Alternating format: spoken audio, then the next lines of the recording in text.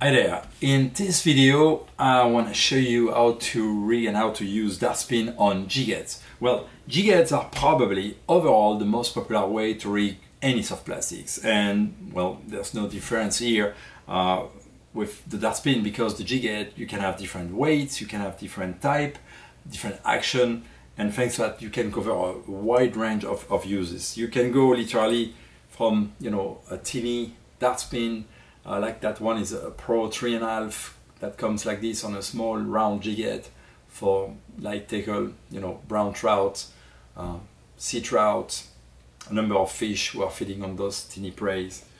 But you can also, and that's one of the big advantage of using the softer material, is that you can use that teeny lure, but also on hooks and jighead that are typically made for larger lures. So you know, you can see that that material is so long lasting that I can go through that. You know, that's a patent that we have, and this jighead, which is made for typically for larger lure, well, in fact I can have the Dartspin going and fitting on this, and thanks to that, now in the situation where you may need a very teeny bait but still a decent hook to hook it. You know, those of you who fish in Florida knows that sometimes the tarpon are crazy on very small baits, like the glass minnows, for example.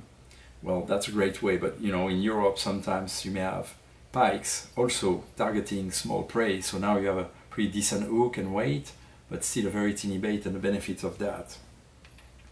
When we want to rig a Dartspin on a jighead, most of the time that's very simple. Most of the time what you do, you simply take the hook, you put that in the hole that already exists in a soft plastic, you slide all the way through. Now you can choose just to hook all the way your Dartspin on the jighead and just use it, and later on maybe remove that Dartspin and put a different one, different color, for example. But personally, what I really do and love to do, because the soft material allows for my Dartspin to be such a long lasting bait, and what I do is this: I take a very teeny drop of super glue. That's why I really like to have that kind of brush, put a teeny bit on it, not much in that, that's plenty enough, you know, put it back, and now I finish to position my Dartspin on it, and you know, you give it just a few minutes, and that's fast super glue,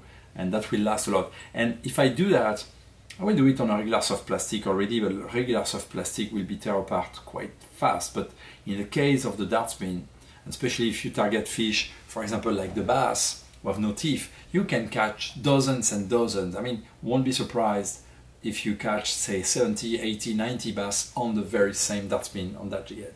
So it really lasts very well. Same thing here.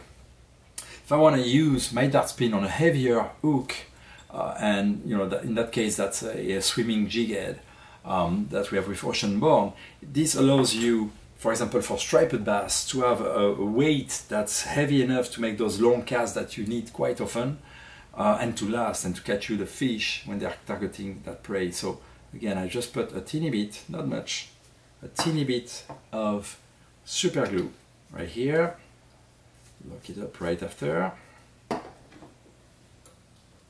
just slide, and that's it. So something here you can basically put, that's the bouncing jighead, you put your Dartspin on.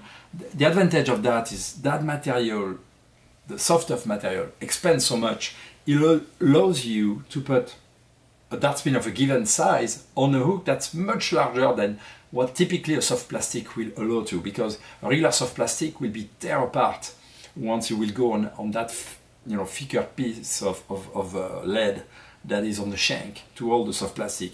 But in that case, well, we can have a relatively small bait with, in that case I think it's a 3 or 4 ounce head, and it fits perfectly. So now if you find predator fish that are deep enough or in strong current and are feeding on small prey, well, now you have that solution where you can have a heavy jighead and you can have a kind of teeny bait. The jighead is definitely part of the decision making when you want to go fishing. So in this case, I'm using the jighead of the Sebile, and you see that have that patent that we have, and the Sebile tail is already made with the 2 holes, but look, In that case, that's a Dartspin 7-inch long that also have the two holes. So those are made to fit together. So you don't need glue. So it's quite easy. You push, you pull, you push, you pull, you know, 2-3 times until you have those fingers basically that goes in location. If you use, for example, this Sebile jighead, the benefit is that will go fast, deep, and that's perfect in ripping currents. And thanks to that patent, now we have the Dartspin and the head, they go together, that holds super well without the need to have super glue. This means that's very easy to change, in fact, your lower Indian you want. Now you want to use the Dartspin as a swim bait, then that's another head that will fit perfectly. You know, it's a more typical shape for a swim jig action, just cast and retrieve. Well, if you got to fish in place that have some snag, definitely you can consider having a jighead that have some weed guard or snag guards in front of them.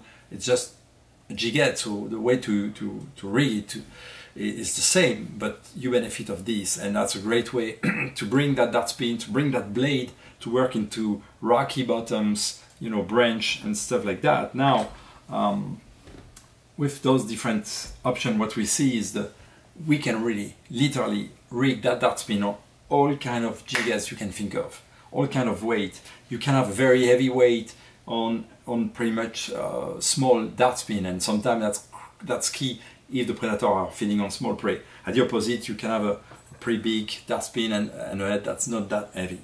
So it's a very, very efficient, very convenient way also to use the Dartspin. Rig them on jighead, and I'm sure it's going to cover many of the situations that you encounter when you fish.